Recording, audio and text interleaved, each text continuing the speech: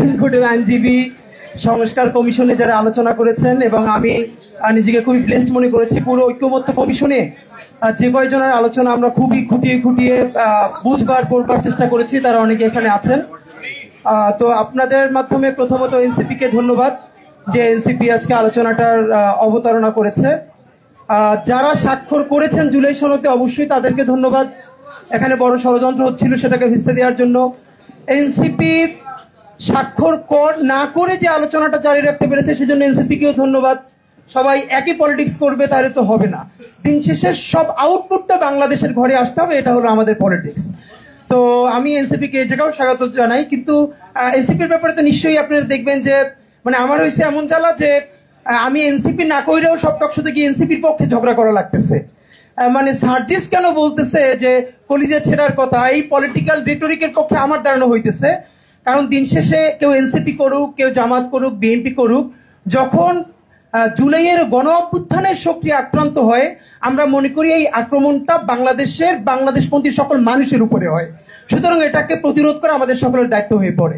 এখন এখানে আমি বরং শিশির ভাই আছেন, ভাইরা আছেন, আমি তাদের ইনসাইটটা বুঝবার জন্যই আরো মনোযোগ দিয়ে শুনতে চাই। একটা ব্যাপার সেটা হচ্ছে, আপনারা ধরেন একটু আগে আমি আবার ঢুকে যে জাতীয় ঐক্যমত্য কমিশন প্রধান উপদেষ্টার কাছে আজকে যে চূড়ান্ত সুপারিশমালা দিয়েছেন, সেখানে যেটুকু সামারি জাস্ট বুঝলাম, বড় ভাইরা আরো ভালো বুঝবেন, যেখানে বলেছে যে জাতীয় নির্বাচনের দিন অথবা তার আগেই গণভোট সম্পন্ন করা যেতে পারে, এবং যেই পার্লামেন্ট হবে সেটা প্যারালালি কনস্টিটিউয়েন্ট অ্যাসেম্বলিও হবে এবং সরকারও রান করবে, তবে সেটার সময় বেঁধে দিয়েছে 270 দিন। এই 270 দিন পর্যন্ত এটা কনস্টিটিউয়েন্ট অ্যাসেম্বলি হিসেবে কাজ করবে, তারপরে আবার সে আগের ফর্মে ফিরে যাবে। এখন আমার একটা প্রশ্ন, সেটা হলো, যেটা আমি বলতে আমার মতো অবুঝ নাদান বান্দা যারা কোটি কোটি এই বাংলাদেশে আছে, যারা আইনজ্ঞ না, তাদের হয়ে আমি প্রশ্নটা জাস্ট বোঝার চেষ্টা করতেছি যে ধরেন নোট অফ ডিসেন্ট বিএনপি দিয়েছে, জামাত ইসলামীও দিয়েছে, হয়তো কিছু জায়গায় এনসিপি দিয়েছে।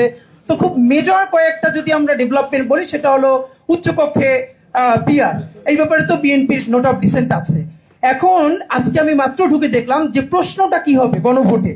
তো গণভোটে প্রশ্ন দেওয়া হয়েছে এটা ঐক্যমত্য কমিশনে, যে আপনি কি এই যে জুলাই সনদ এবং তার যে ইশতেহার, এটাকে সমর্থন করেন কি করেন না, এটা টিকতে থাকবে।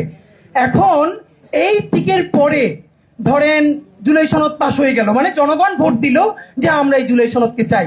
এখন এই জুলাই সনদ যেভাবে দেয়া আছে, এটা তো নোট অফ ডিসেন্ট সহ দেয়া আছে। এখন বিএনপি যে তার নোট অফ ডিসেন্টটা দিয়ে রেখেছে, এবং ধরে নেই আমরা বিএনপি পার্লামেন্ট সরকার ফর্ম করলো, তো বিএনপি এসে যদি বলে যে আমরা আপার হাউসে পিআর করতে পারবো না, এটা তো বলেই দিয়েছি এবং সেটা জুলাই সনদের মধ্যে দেওয়াও আছে, তো এইটা জেনেই তো মানুষ এটার পক্ষে ভোট দিয়েছে। তো তোমরা আমাকে প্রেসার দিচ্ছ কেন? আমি তো পারতেছি না। এখন যদি সেটা না হয়, তাহলে আপনার যতগুলো ব্যাপার আছে প্রত্যেকটার ব্যাপারে আপনি একটা একটা করে টিক নিবেন কিনা। যেমন জনগণ উচ্চকক্ষে পিআর চায় কি চায় না, টিক দেন। তাহলে এরকম করতে হলে তো আপনার 50টার বেশি টিক লাগবে। তার থেকেও বড় ব্যাপার হলো পিএইচডি যারা একমাত্র মনে হয় আইনের উপরে করে নাই আর পলিটিক্যাল সেন্সে করে নাই, বাকি সবাই তো আবার বিদেশে ট্রেনিং পাঠানো লাগবে খালি এই গুলো পড়বার জন্য যে এখানে আসলে বসছে কি। এখন রিক্সাওয়ালাও তো ভোটার। এখন ব্যাপার হলো, আপনি যদি শুধু একটা টিক দেন যে জুলাই সনদ মানি, তাহলে এই জুলাই সনদ মানা না মানা দুই ধরনের ইস্যুই তো এটার মধ্যে আছে। এক, আর যদি প্রত্যেকটা বিষয়ের উপরে টিক দিতে চান, সেটাও কোনো প্র্যাকটিক্যাল ব্যাপার না।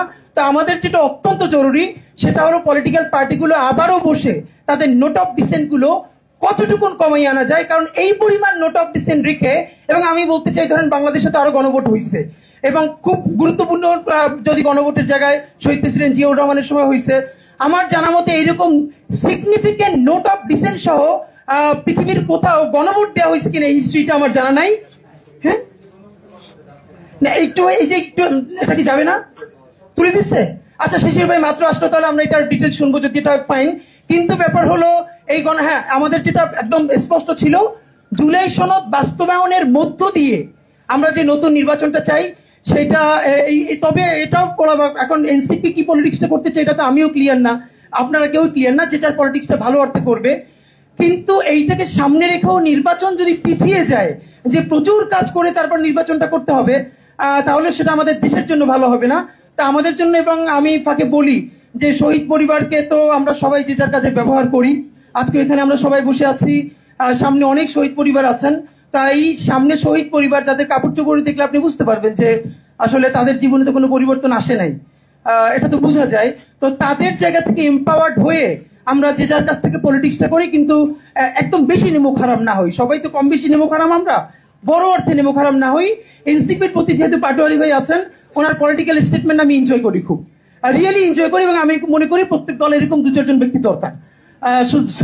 এনসিপি লাকি যে পাটোয়ারির মতো একটা ফিগার পাইছে।